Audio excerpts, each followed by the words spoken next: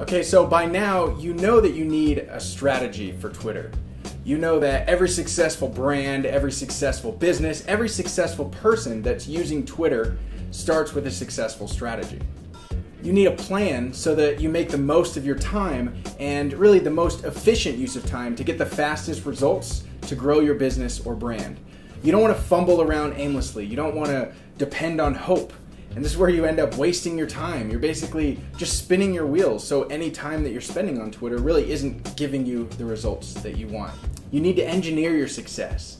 You need to properly execute Twitter with a strategy so that you can really grow your brand. This video is all about blueprinting that strategy and creating your Twitter domination path. I'm Blake Jamieson, and since 2009, I've been training companies and individuals on how to use and dominate on social media. Not just compete, but dominate. I've worked with hundreds of clients in nearly every industry, and they've been able to position themselves as authorities in their fields and really grow their following, engagement, and most important, their customer base. So let's blueprint your strategy. First of all, down below this video, you can actually download an actual blueprint itself. Yes, there is an actual blueprint. So go ahead and download that and then open it up so that you can follow along during this video. Now, I do want to give you just a couple of warnings. First of all, the blueprint it's kind of intense. There's a lot of information there. There's a lot of detail. There are many, many pages. But I don't want you to worry. You don't have to know it all. You don't have to learn it all. You don't have to memorize it all. You don't have to do it all. Because frankly, what I'm all about is finding the little parts of the blueprint that really resonate with you and fit into what you're trying to accomplish, and then creating your own Twitter blueprint. Also, I'm gonna move pretty quickly through this. There's gonna be some things that I cover in the video that aren't in the blueprint, and there's also gonna be some things that are in the blueprint that I don't cover in this video. And I'm sorry about that, but frankly, time is tight. I've already given you 2 videos. The first video was all about engagement stacking and how you can use engagement stacking to really make the most of, growing your Twitter account.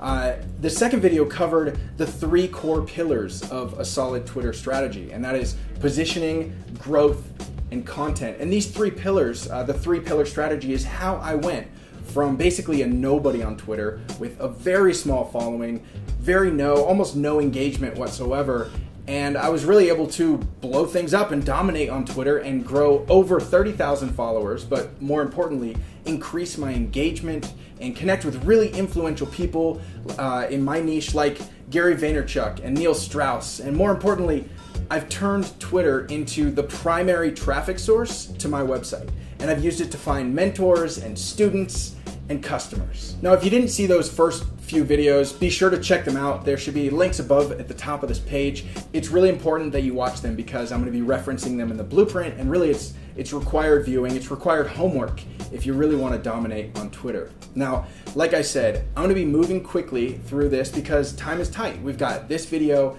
and then we've got one more video, but there's really not much time left. But don't be intimidated.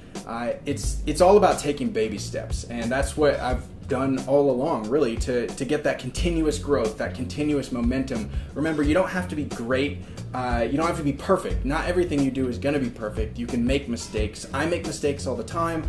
I'm certain that I will continue to make mistakes along the way, and I'll learn from those. And that's really what it's all about. It's not about being perfect. I like to say it's about failing forwards. So every time I mess something up, then at least I'm moving forwards and I'm learning and I'm growing and I'm improving. And that's why you're here. The fact that you've made it to this video really shows that you are committed to making, growth steps and moving forward and really dominating on Twitter. And, that's huge in my book. And as long as you follow the formula, follow the blueprint, you can make mistakes. That's perfectly okay. So really, the core of this is it's all about just connecting with your industry and delivering value, finding out whatever they want, whatever inspires them or encourages them, and then delivering that to them in a constant plan so that you continue to grow and really connect with that industry. So let's get started. Let's create your Twitter blueprint and your strategy for Twitter domination. What we're looking at now is the blueprint all the way zoomed out, and I'm sorry, I know that it's completely illegible, but that's the only way that I was able to get it to fit on one page. That's the kind of info that we're looking at here, and really I break down, well, we're about to get into it. So I break down different parts of the Twitter strategy into this blueprint, and each has different sections, and we're going to go through it right now. Now, the parts that I already covered in previous videos are actually included in this blueprint. I did it so that if you didn't take notes on the last two videos, you will have some of that available to you. But we are going to go through that part pretty quickly. We might even be skipping parts of it altogether. Okay, so let's get started. We'll start first with the workflow section. And so I've broken this down into 4 different categories. We have getting started, where we're going to start in a second, intermediate strategies, advanced strategies, and a daily to-do list. Getting started. Okay, obviously we talked about this in the previous video, so we are going to go quickly, but you do want to do the positioning part, getting started with your account set up, making sure that your designs are all in order, you have consistency, clarity, and professionalism. We also want to make sure that, really when you're getting started, you want to do the research and find out who are the kingmakers of your industry, specifically the ones that are on Twitter.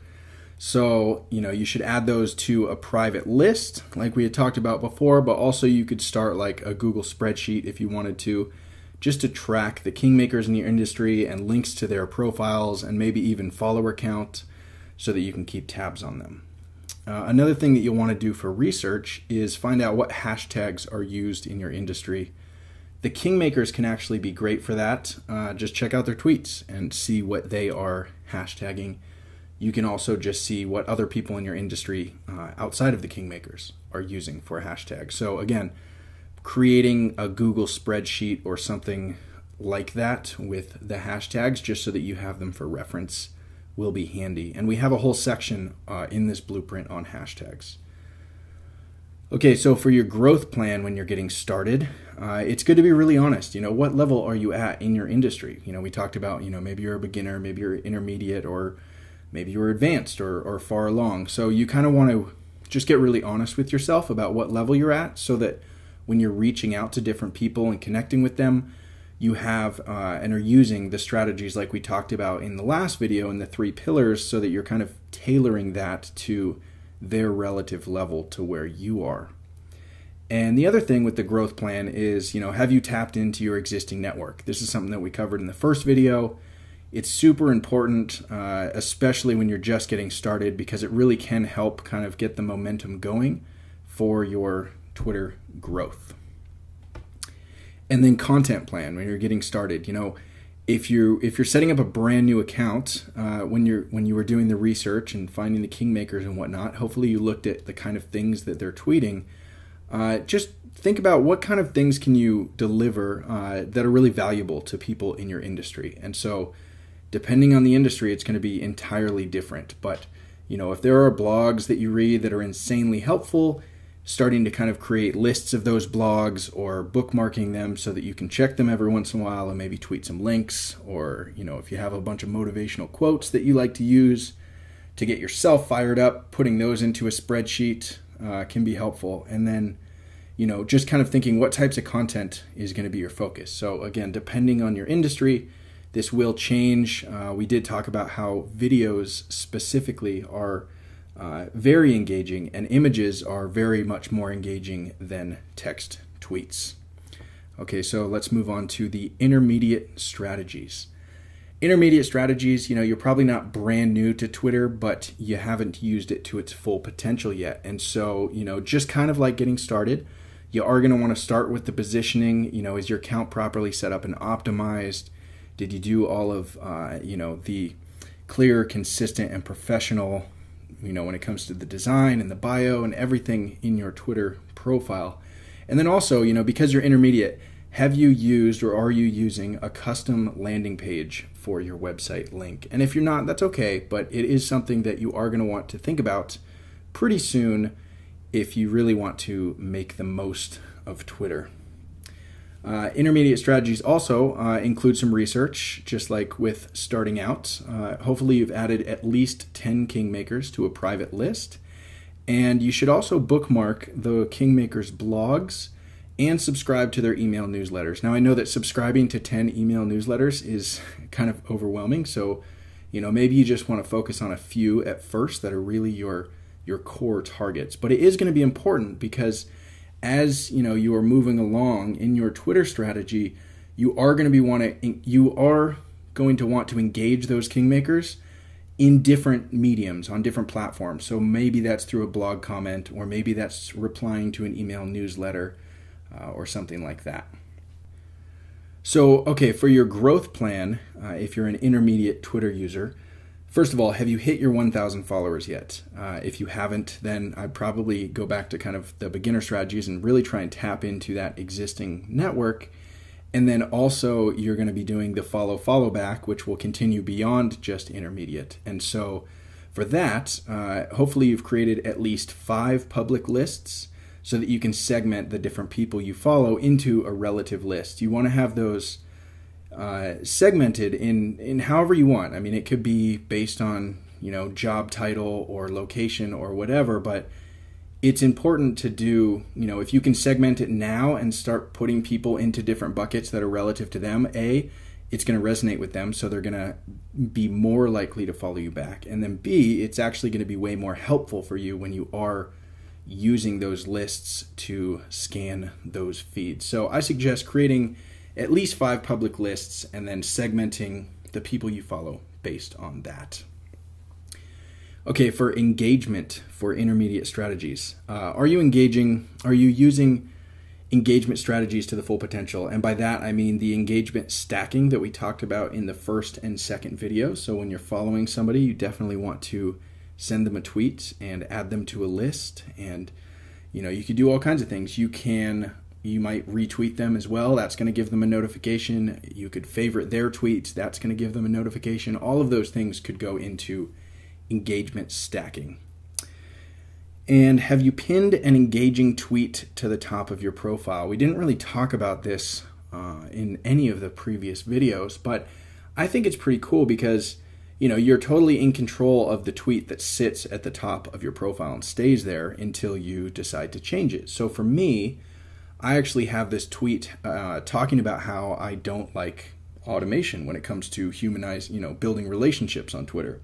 And it's great because it has like 500 favorites and 300 retweets or something. And so it's also been up there for several months, but it's cool that when somebody comes to my profile and then they look at that first tweet, they see all this massive engagement and they're like, oh wow, this guy has, some influence or some reach. People are actually engaging with this stuff. So whatever that means for you, it could be a motivational quote. It could be a link to your reel if you're an actor. It could be anything, but pinning a tweet to the top of your profile is definitely going to be something that you do want to do at one point or another. All right, let's move on to some more advanced strategies.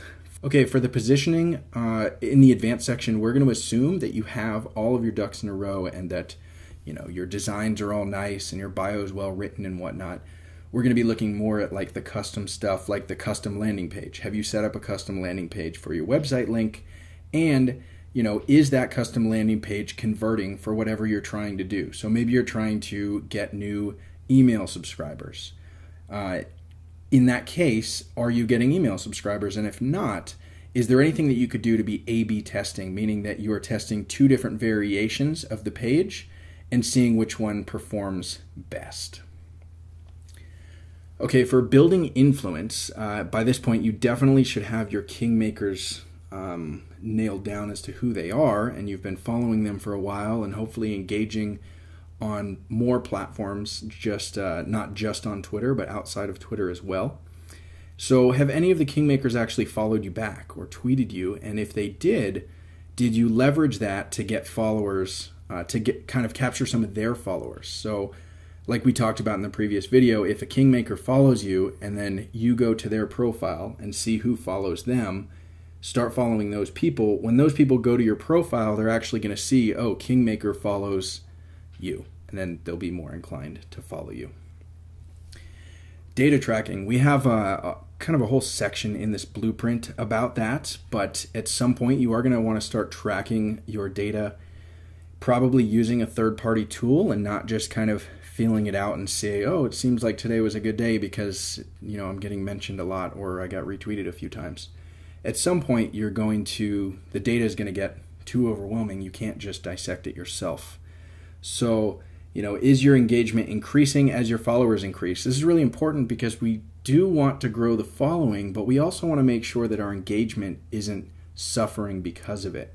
So if we have 100 followers and we tweet something out and it gets 10 retweets, 10% of our audience engages us, well, first of all, that would be amazing. That would be very high.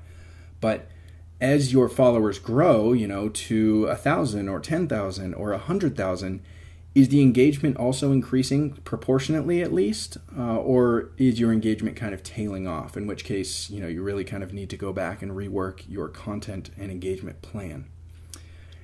And, how often are you tracking your data? Are you using weekly or monthly reporting, tracking progress and growth on Twitter? And again, we're going to talk about that in just a minute.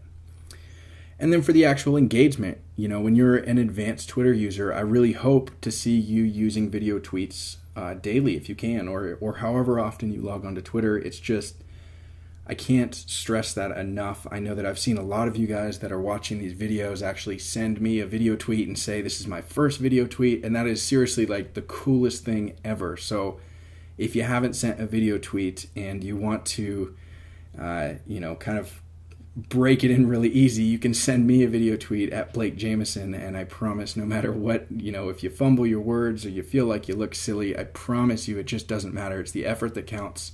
That's what people really want to see, and that's what's going to make you stand out.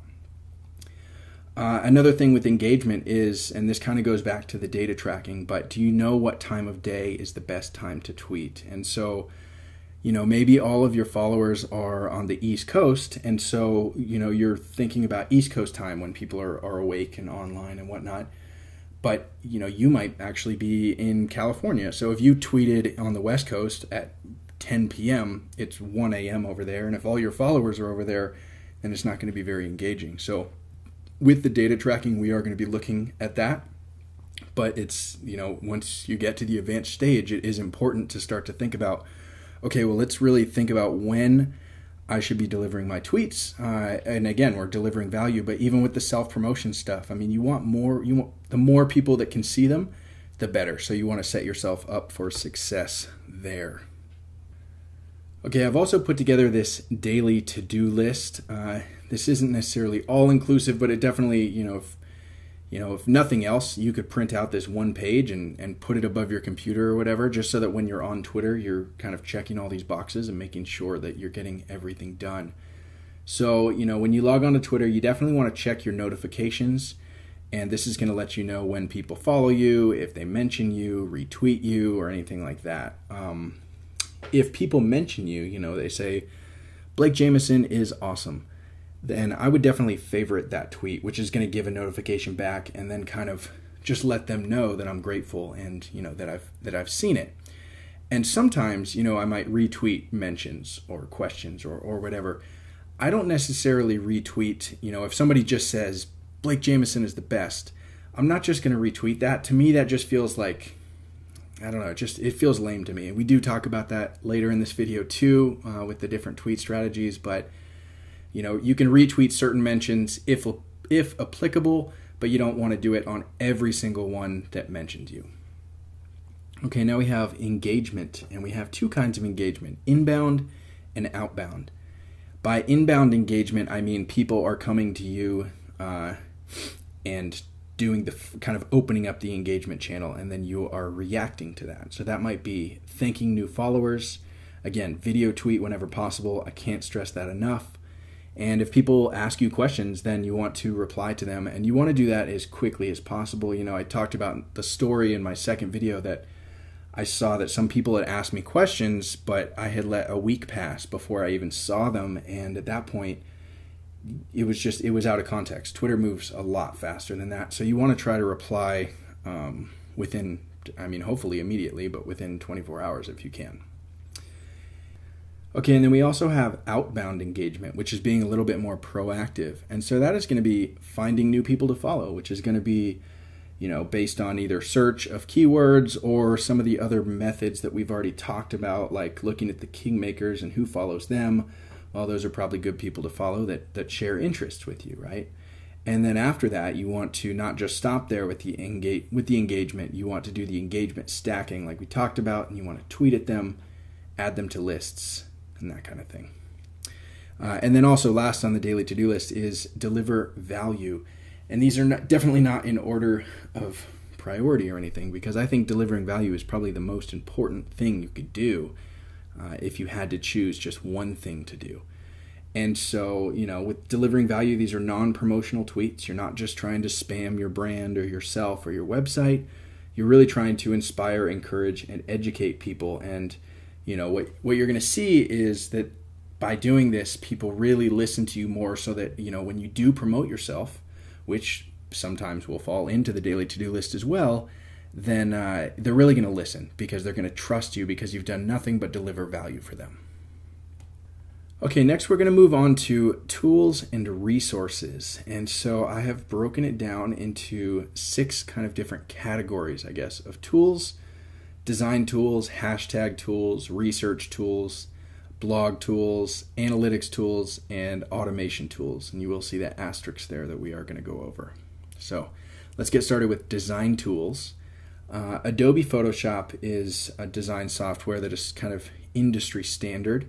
It's made by Adobe. It does cost money. I believe it's roughly $30 a month for a subscription to what's called Adobe Creative Cloud.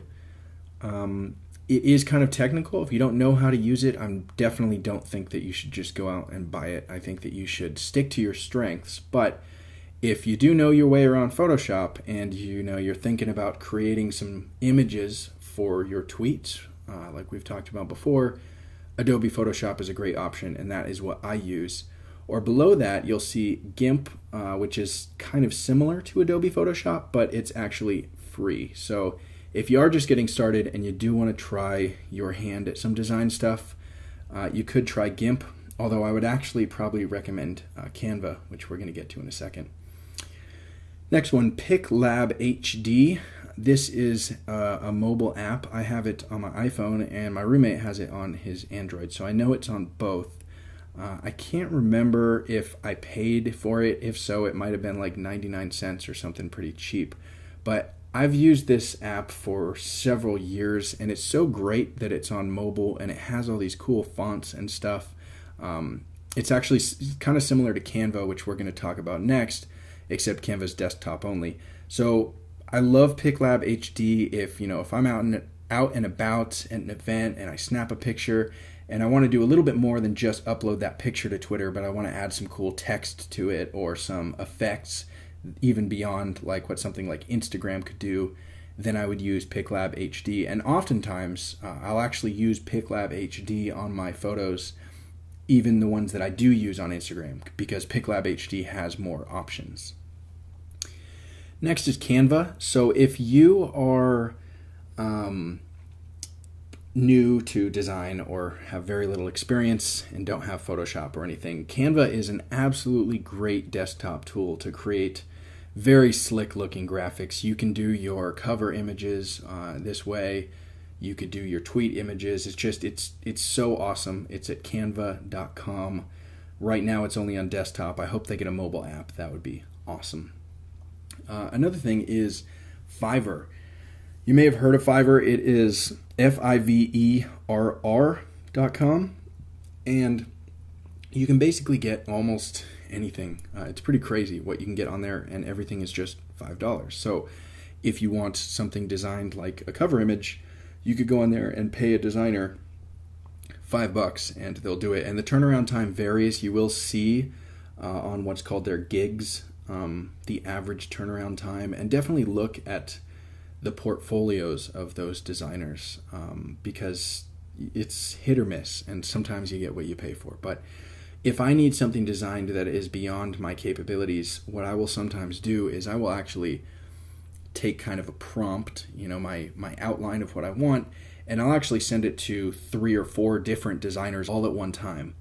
And then I'll get back 4 very different designs from different designers and then pick my favorite. And so that way I'm paying $20 and then I'm getting something really nice and I have a lot of options back. So that's just me. It really just depends, like I said, but if design isn't your strong suit, I'd rather you spend your time engaging on Twitter than like fiddling with trying to figure out Photoshop. So if that's the case, stick to either Canva or Fiverr or PicLab.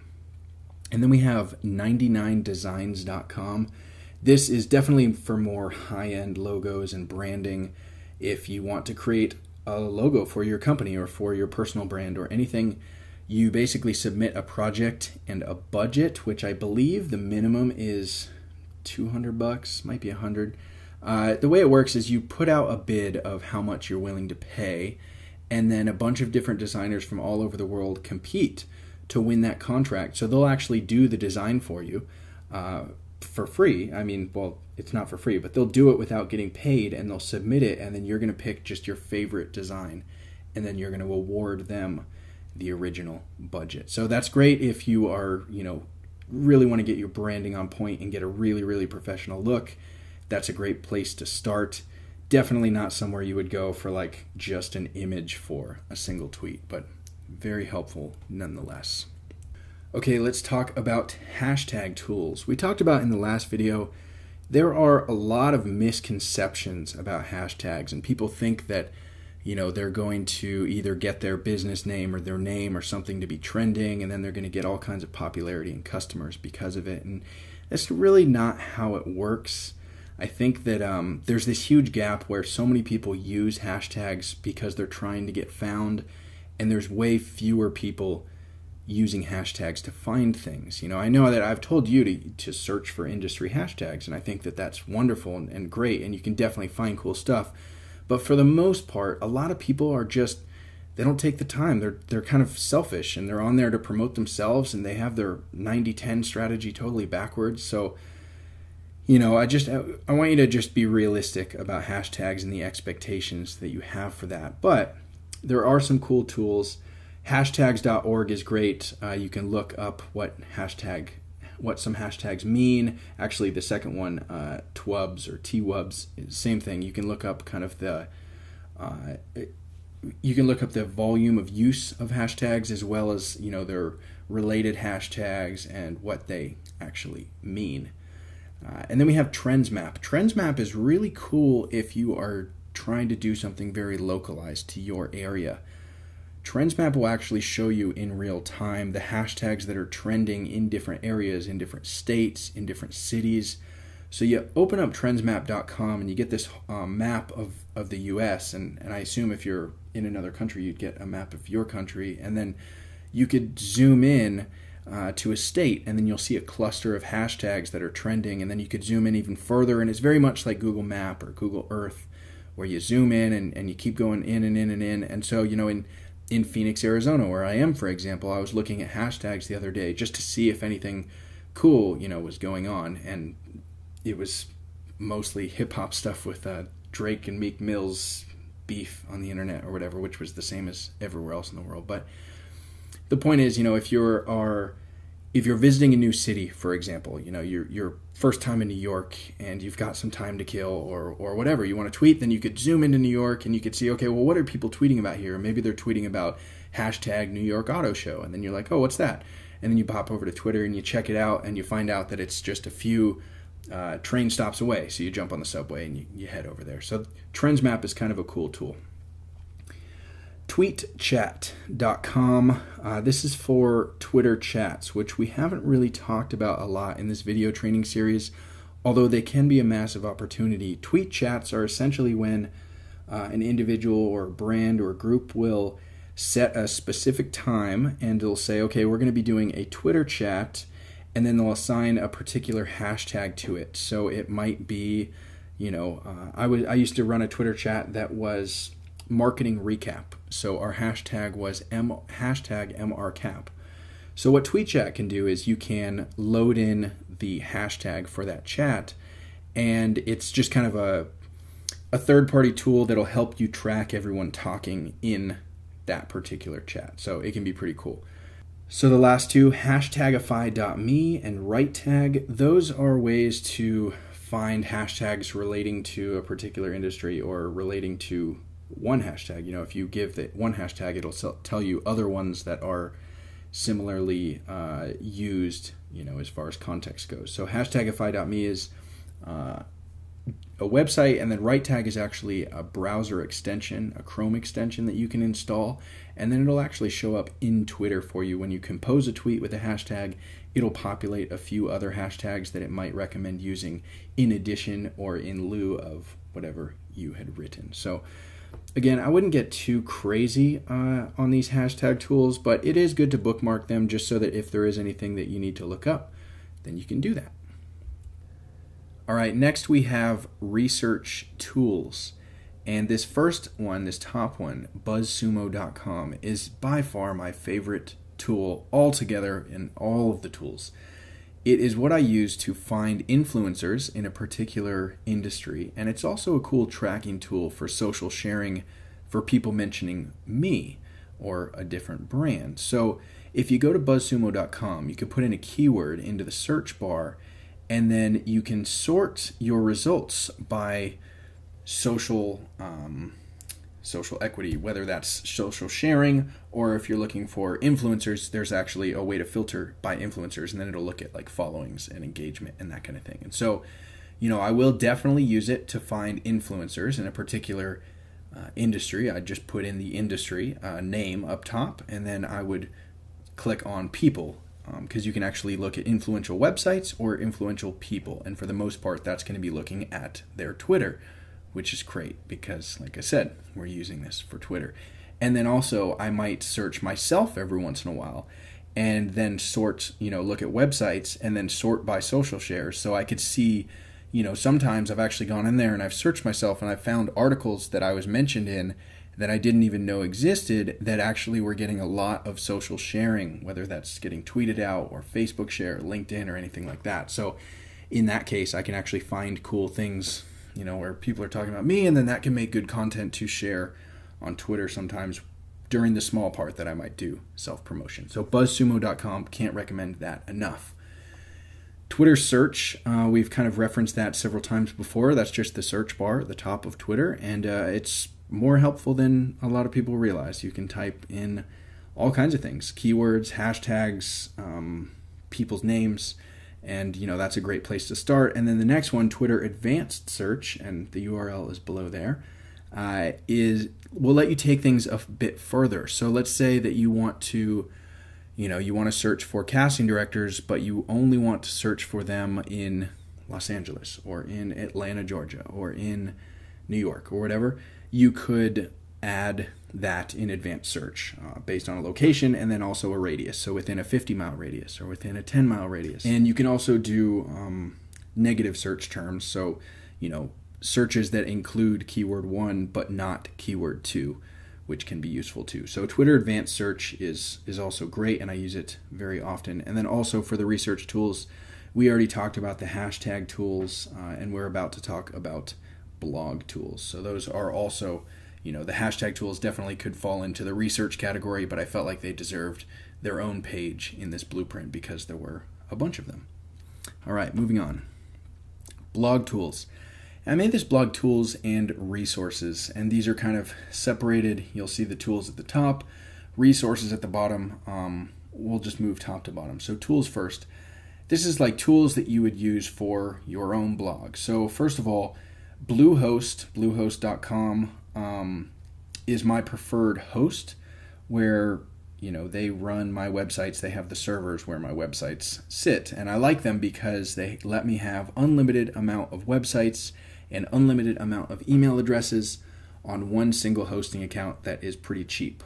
I think I pay about $10 a month, but usually you can sign up, and if you pay for a year or 2 years in advance, you can get a little promo deal where it's sometimes as cheap as $3 or $4 a month to have unlimited websites and unlimited email addresses. So, this is especially cool, if you have a brand and, with the email address thing, something like GoDaddy is going to charge you every single time you want a new email address. So if you have a brand and you're expanding and you're hiring new people and you keep needing new email addresses, now I need, Brandon at mybrand.com, and I also hired Cynthia at mybrand.com, and we need to get all these people email addresses, then Bluehost, it's all free. You just keep adding them on. So that's very helpful.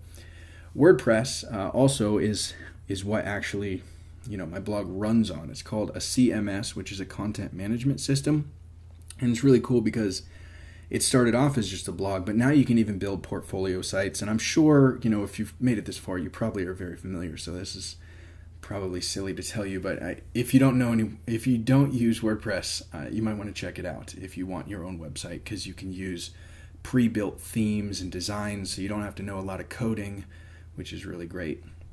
And then the other one I wanted to mention for tools is called Lead Pages. Lead Pages is what I use to create custom landing pages, like the custom landing page that I linked to on Twitter. Or actually this course, this video that you're seeing is actually sitting on a lead page, which kind of like WordPress, it has these pre-built templates, but they're specifically designed to be single kind of landing pages. So they're really great for using that custom landing page for Twitter. They do require a monthly subscription depending on your package. I think it's anywhere from $30 all the way up to a lot more than I pay. I think I pay $70 because I'm on their pro plan and I can do some A/B testing like we talked about in a previous section. But Lead Pages is cool. It's definitely not necessary. You can actually build a custom kind of landing page in WordPress too. Next, resources. So for blog resources, what I mean by this are blogs that you can read to learn more about social media marketing or about Twitter marketing. And so the Buffer blog, blog.bufferapp.com. Buffer's included in one of the other tools sections. I used to use it. I actually don't use their software anymore, but I really like their blog. They put out really, really quality content. So if you want to learn more about digital marketing beyond maybe just Twitter, that's a good one to check out. Same thing with Kissmetrics.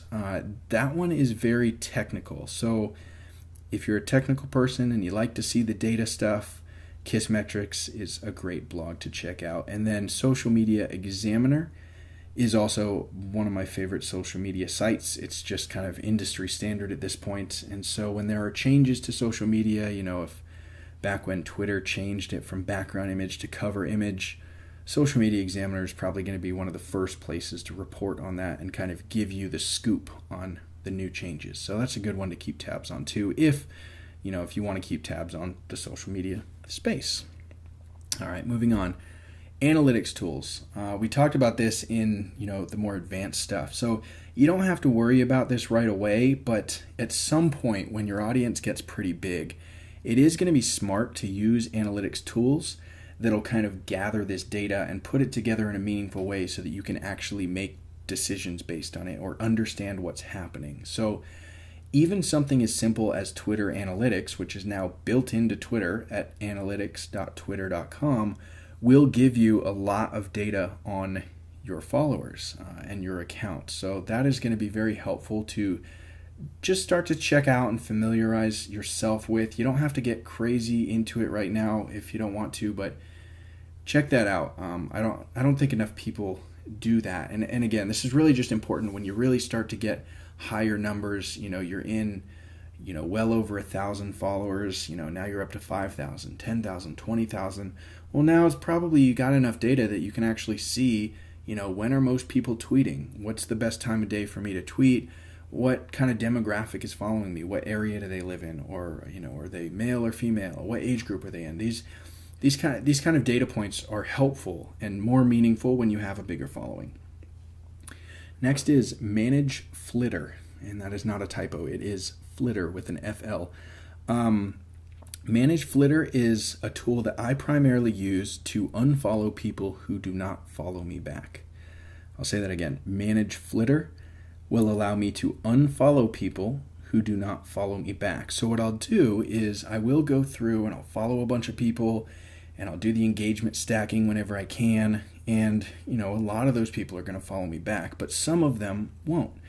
Usually because they don't check Twitter a lot and they're just not active. And so for me, if they're not active, then there's really no benefit in me following them. And so I like to try and clean house every once in a while, and I'll go to manageflitter.com and I will log in. It'll come over, it'll redirect me to Twitter and make me authorize it and allow the login, and then it'll bring me back. And I can sort people who do not follow me or who have been inactive for any point of, any amount of time I set. So I could say, okay, well, I don't care whether they follow me or not. If they've been inactive for 90 days, I'm going to unfollow them because they're not tweeting anything. What's the point?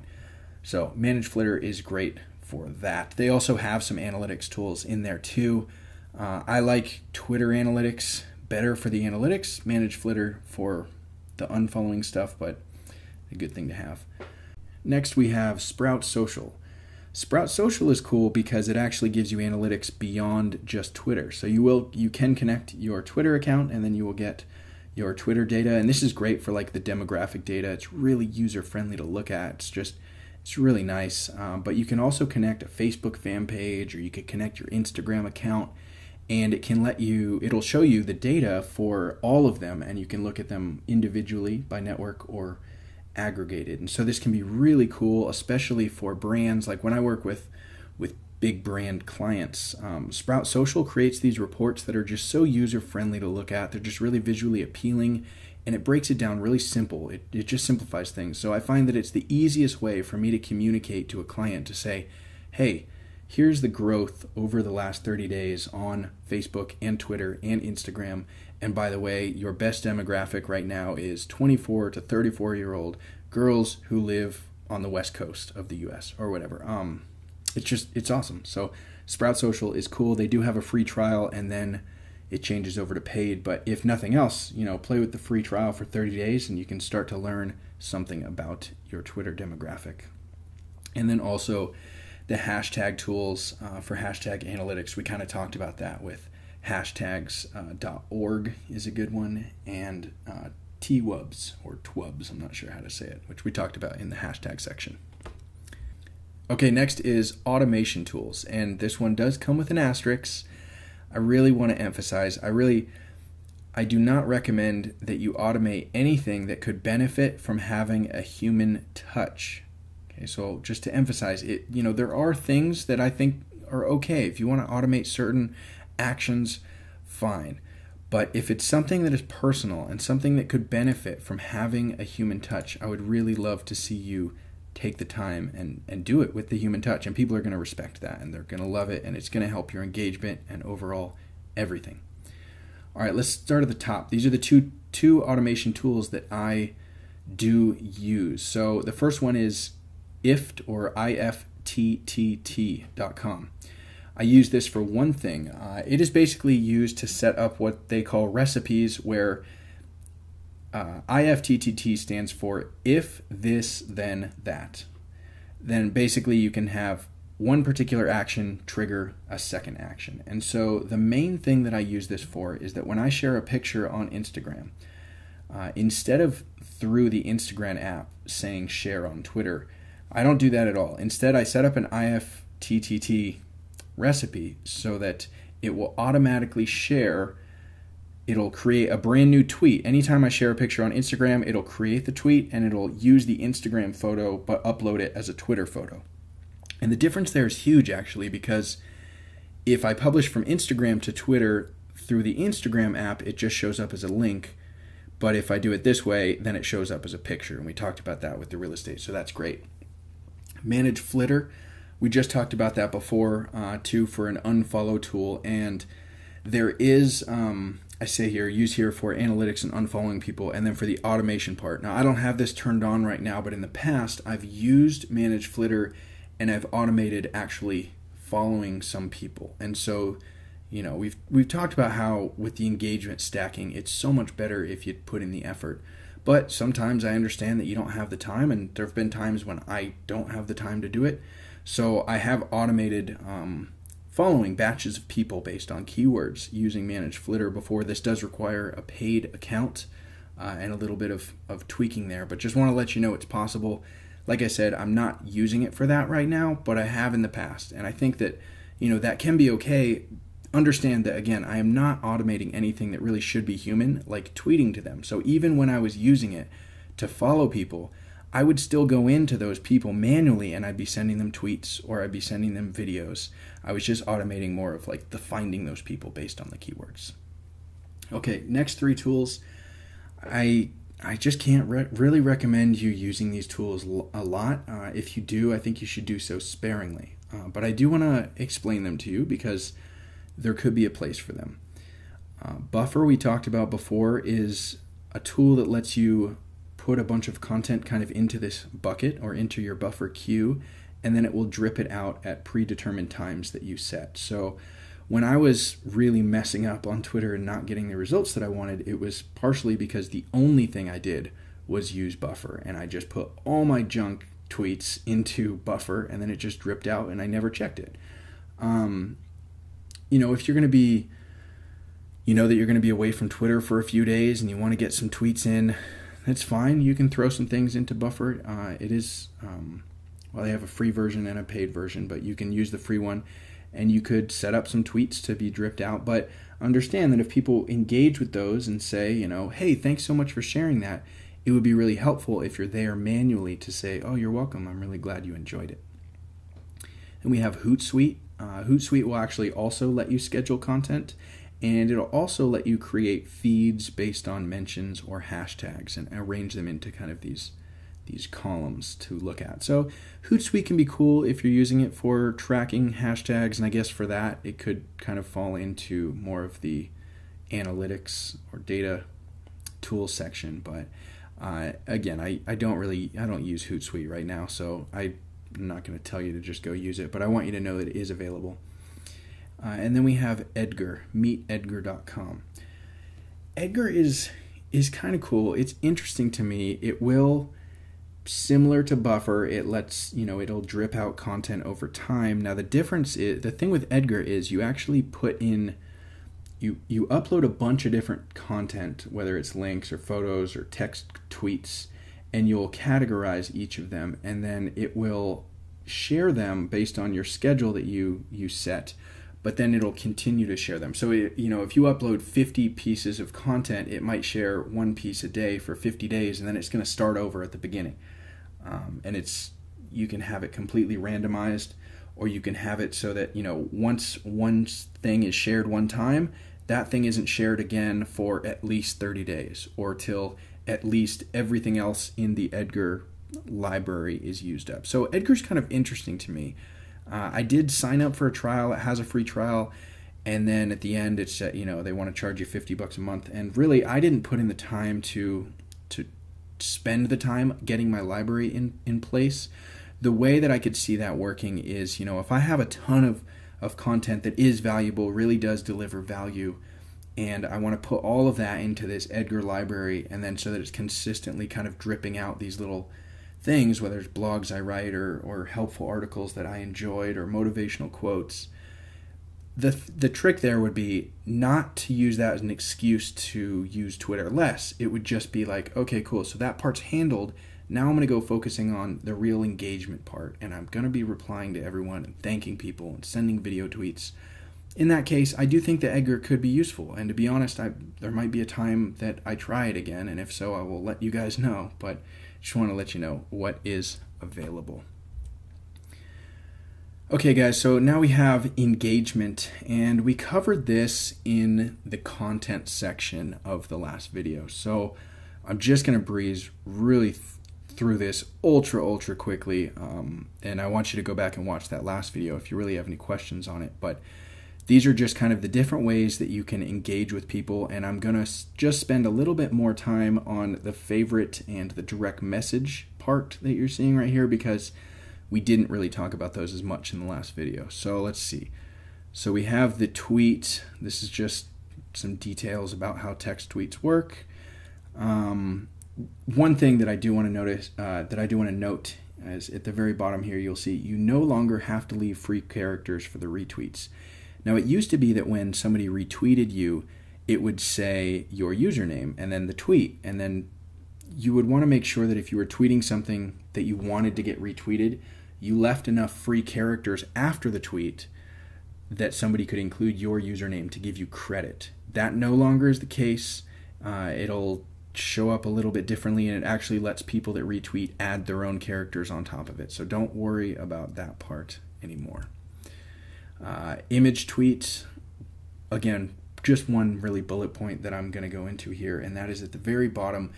Buffer, I told you Buffer app blog is really great. They did an experiment where they compared tweets with images to tweets with just text, and in general it got 18% more clicks which doesn't seem that impressive. You know, it's moderate, but it's not amazing. But then it got 89% more favorites and 150% more retweets than the exact same tweet with just text. So I keep telling you guys, you know, take up that space take up the real estate in the Twitter feed by using things like images and video. Video, we already kind of talked about this. Something to note here, which I don't think I covered before, is it's got to be on mobile. You can't do this on desktop right now, so you will have to do it on your phone. This is going to be the most engaging way, and you still, you have 140 characters, so you can include some text above the video if you want, and you're going to have a 30-second max on that. Retweet, so this is when you're retweeting somebody else's tweet. There's kind of something that I think might be a bug. I'm not exactly sure. When you retweet somebody, you can just simply retweet, or you can click on what's called quote, which is it'll show that retweet, and then you'll actually have your own text part above that where you can add your own, more characters to talk about it, to kind of reply or put some context behind it. Now, right now, when somebody clicks the quote, it actually doesn't show up in the tweet analytics as a retweet for some reason. And like I said, I think that's a bug. I hope it gets fixed fast. Honestly, I hope by, whenever you get this video, I hope it's fixed. But for right now, just so you know. So if you see, a tweet of yours, and then below it, you'll actually see the little stats where it'll have the little retweet symbol, which is like the two little arrows, kind of like a recycling thing, and then it'll say the number of times it was retweeted. That number won't go up when people click quote, but it's still great engagement. So I just don't want you to be wondering why those numbers aren't correlating with what you're seeing. It's a great way to encourage people, and to kind of support what others are doing. And it's very selfless usually to retweet somebody else's thing. And then the other thing is, don't retweet every single thing that you get mentioned in, because I think that's kind of lame. If a bunch of different people are saying, Blake Jamison's awesome, and then I retweet it, and somebody else says Blake Jamison's great, and I retweet it. It's you don't need to do that. It's silly. Favorites. Okay, we will spend a minute on this because we didn't talk about it before. You favorite a tweet by clicking the little star icon below the tweet, and then the star will turn yellow. Favorites are also now displayed on your profile tab, so somebody could browse all of the tweets that you favorited. This was a new change in 2015. That didn't really change much, but just so you know, you can see the favorites that somebody has done. When you favorite a tweet, it will give them a notification, and it'll also notify anybody that is also mentioned in that tweet. So, if somebody tweets and tags 2 or 3 other people and you favorite it, every single person in the tweet that's mentioned is going to get a notification, which is kind of cool.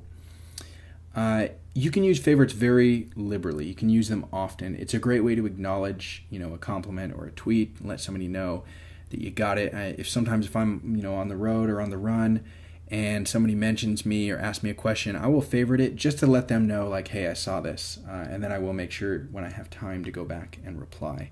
And then the last thing is, don't favor your own tweets, because that is lame. All right, adding to lists.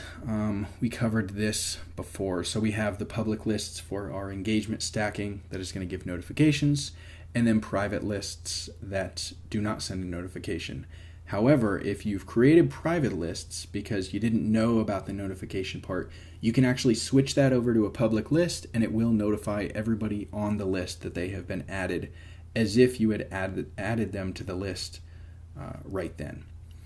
You can also subscribe to other people's lists, and it will not follow everyone on the list, but it will let you see all of the tweets of the people on the list if you go to that feed. So that's kind of an interesting way. I don't really use it for that in particular, but it's just something to think about, that you could follow somebody else's list and then you could watch those tweets of those members, just like you could browse the members of other people's public lists. And then lastly, you can create up to 1,000 lists, and each list can have 5,000 users. I can't imagine this being a problem for anyone for a long time, but just so you know, there are limitations. Okay, direct messages, also known as DMs. We will spend a minute here. Essentially, like it sounds, it's a direct message that goes to somebody's kind of inbox, if you will. And by default, anyone could send you a direct message, a DM, which is new. You can actually turn this off in your settings, and you can make it so that only people who you follow can send you a DM. But by default, anybody can send you a DM. And so I was afraid when that came out that brands were just going to start spamming like crazy with DMs. Luckily, I think that it's kind of gone under the radar and people haven't really noticed that. So I guess it's not being too abused yet. But still, people often overlook DMs altogether because they are spammed with auto welcome messages. So, if you follow somebody and then you get an immediate message that says, hey, thanks for following via an applet or via something, that's an automation tool, and it's an automatic DM. And honestly, do not use these. These are so impersonal. You get literally one first impression with each person. Why would you leave that up to a robot? There is no catch-all phrase that works for everyone. And this is especially true, if kingmakers start following you back. Imagine if, the top person in your industry followed you back, and then, your first engagement with them after they follow you is you saying, hey, check out my free ebook of 3 different ways to do XYZ. They're like, man, I don't need this crap. This is an auto DM. They're going to unfollow you. So do not use an auto DM. I promise you. DMs are also limited to 140 characters, just like a tweet. But if you have more to say, you can just say it and over multiple DMs. And as a rule of thumb, if you're trying to communicate with somebody, if it can be tweeted, I think it should be tweeted. If it's nothing confidential. Obviously, if you're tweeting at them and saying, oh yeah, let's meet up, and then you might even tweet to say, check your DMs, I'll send you my phone number. And then you could DM your phone number or something that you would want somewhat private. All right, I also made this positioning section in the blueprint for you. And this is because we covered all this stuff in the last video. I'm not going to go into detail about any of it. I just wanted you to have it written down, so just in case you didn't take notes. If you do need any further explanation, though, I highly recommend that you go check out the last video, which is going to be linked at the top of this page. So, we have the username, like we talked about, everything here. We just want to keep it clear, consistent, and professional, and that's going to go for everything. The username, we have the name itself, the avatar, the bio, the location, the cover image, background image, website. Hopefully there you're doing a custom website for your Twitter people. And that's it for the positioning. That's just literally just glossing over it just so you have it. You can go through these pages and that's great. But I do want to move on to the last section, and then we will close this one down. All right, this last section I decided to add last minute, which is design specs. And I just wanted to make sure that you have what you need so that when you are designing, your cover image or your background or anything, you know what size and you know kind of how these work. So here you'll just see my recommendations for the different visual parts of your Twitter profile. And in most cases, I show you, what size I use, like background image, for example. I make mine at 2500 by 1500 and I align it to center. That is not, that's just what I do. It depends. It's going to be cropped differently, but if you're looking for somewhere to start, I know that works pretty well. So this is just kind of a reference for you, just so that when you're designing everything, hopefully it is easy as possible for you. Okay, so that is the Twitter domination blueprint. Now I know that I covered a lot of ground, and you don't need to remember it all. You don't need to know it all. You don't even need to do it all. To be honest, I don't do everything on the blueprint, and neither do my clients. But really the reason that I was so detailed in the blueprint and included so much is so that you can really pick out exactly what resonates with you and then implement those in small steps and get progress and really crush it on Twitter. Now I've given you 3 full videos for the formula on Twitter, the blueprint for dominating on Twitter, and it's been proven by hundreds of clients. It's been proven in dozens of industries, in countries all over the world. You just have to follow the steps and keep that forward progress. So basically, I've given you a roadmap. I've given you literally a map so that if you want to get from where you're at to wherever you want to go, I've showed you exactly how to get there. I promise you, if you just implement the steps, it's going to work for you. So you've got the roadmap, but maybe you're feeling a little overwhelmed and you want more than a roadmap. Maybe you want a tour guide or a personal driver, if you will. Well, then I'm going to be working directly with a select few of you. So if you're ready to join me, if you're ready to take things deeper and really go further on this journey, then I'm going to be opening up a new class of my Twitter domination workshop very shortly, in just a matter of days.